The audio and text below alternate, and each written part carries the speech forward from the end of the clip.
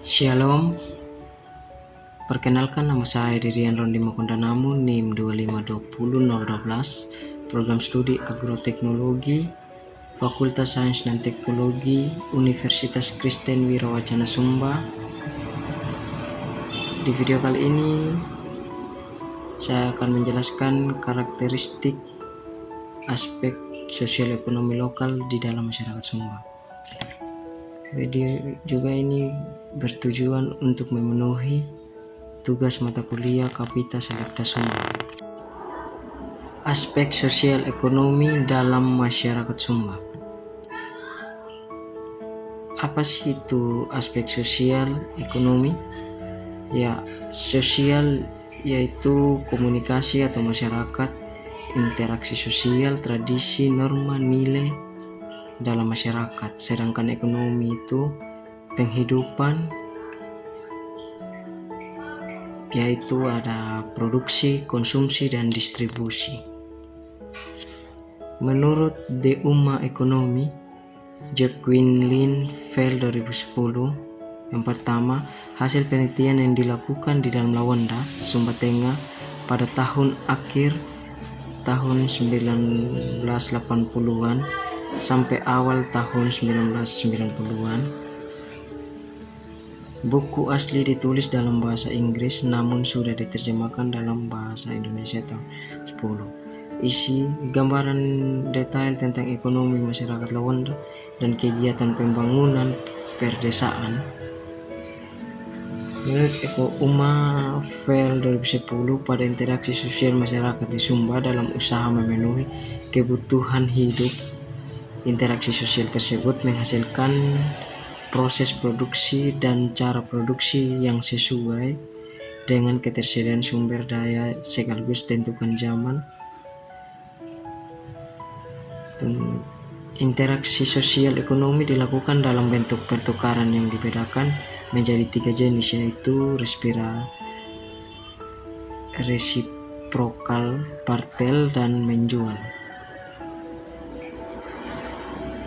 Pola interaksi sosial di Sumba menurut Fell 2010, kita orang lain bukan orang lain.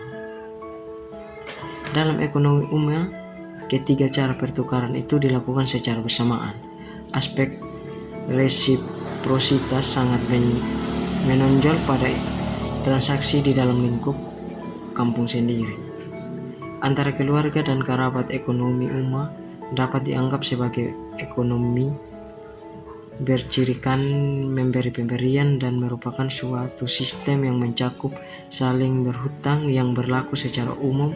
Dalam hal pemberian berdasarkan resiprokal, tidak ada ciri mengutamakan kepentingan orang lain atau altruistis,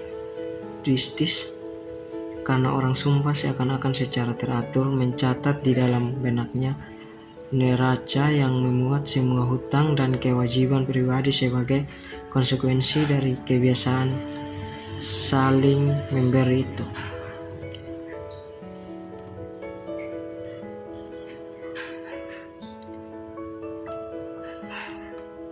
Alasan masyarakat Sumba lebih mengutamakan suatu cara pertukaran yang mencakup transaksi yang menciptakan hubungan jangka panjang adalah karena hubungan seperti itu merupakan jaminan terbaik bagi relasi sosial seorang dan bagi kelangsungan hidup dari kelompok masyarakat, atau disebut juga KAPIHU, atau unit sosialnya yang lebih luas. Diversifikasi penghidupan di Sumba. Yang pertama ada pertanian pangan yang tercakup jagung, padi, umbi-umbian, dan kacang-kacangan. Yang kedua ada tanaman jangka panjang mencakup kelapa, jambu mente, pinang, asam, kemiri, kopi, dan lain-lain. Yang ketiga ada ternak basar yang mencakup kuda, kerbau, dan sapi. Yang keempat ada ternak kecil mencakup babi, ayam, dan kambing. Kelima ada nelayan atau subsisten. Yang keenam ada non pertanian mencakup tenun dan kerajinan tangan.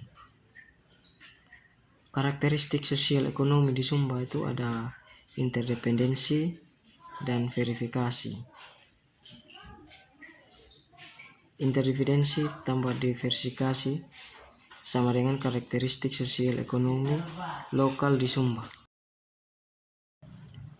Badan Pusat Statistik atau disebut BPS melaporkan jumlah penduduk miskin Indonesia sebanyak 26,16 juta jiwa atau 9,54% dari total penduduk pada Maret 2022.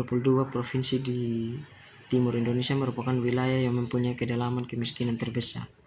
Garis kemiskinan adalah nilai rupiah pengeluaran minimum yang diperlukan seseorang untuk memenuhi kebutuhan pokok hidupnya selama sebulan, baik kebutuhan makanan maupun non-makanan.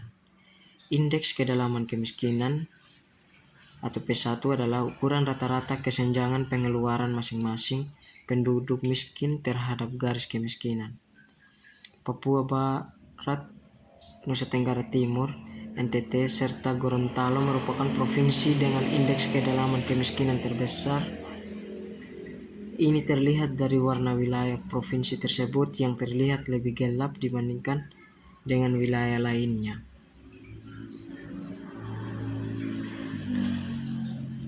Ya, 10 kabupaten dengan presentasi penduduk miskin tertinggi di NTT bulan Maret 2021. Yang pertama ada Sumba Tengah, nilai atau persennya 34,27%. Yang kedua ada Sabu Rejo 30,13%. Yang ketiga ada Sumba Timur 29,68%. Yang keempat Sumba Barat 28,39%. Yang kelima ada Sumba Barat Daya 28,18%. Yang keenam ada Tendau 28,08%. Yang ketujuh Timur Tengah Selatan 26,68%. Yang kedelapan ada Manggarai Timur 26,5%. Yang kesembilan Lembata 26,21%. Yang ke-10 Ende 24,13%. Ya, penyebab kemiskinan yang pertama ada pendapatan rendah, tingginya kesehatan rendah, tingkat pendidikan rendah, kualitas SDM rendah, produktivitasnya juga rendah. Penyebab kemiskinan juga dapat disebabkan karena berbagai bentuk marginalisasi, misalnya marginalisasi ekonomi, harga produk barang-barang yang tidak dapat diproduksi penduduk setempat atau barang pabrikan sangat tinggi. Sebaliknya harga produk pertanian penduduk di relatif rendah.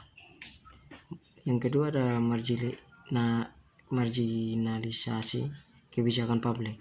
Indikator kemiskinan yang tidak kontekstual, bentuk program yang tidak sesuai, dan lain-lain.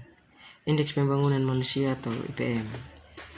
Salah satu indikator untuk mengukur keberhasilan upaya membangun kualitas hidup manusia dari aspek sosial ekonomi mencakup 3 dimensi dalam IPM. Yang pertama ada umur panjang dalam hidup sehat atau kesehatan yang diukur dari angka usia harapan hidup atau UHH.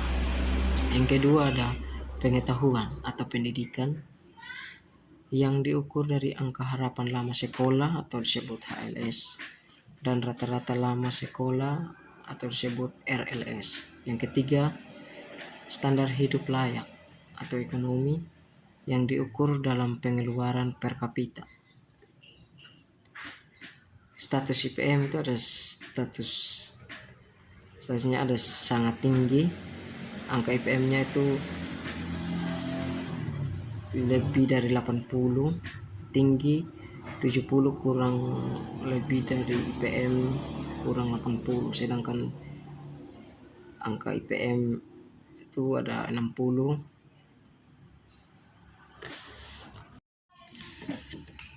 Penyebab dimensi pendidikan rendah. Yang pertama ada keterbatasan infrastruktur, yang kedua ada kualitas guru, yang ketiga ketimpangan gaji guru, yang keempat hasil belajar murid rendah. Ya, sekian dari penjelasan yang saya berikan. Sekian dan terima kasih.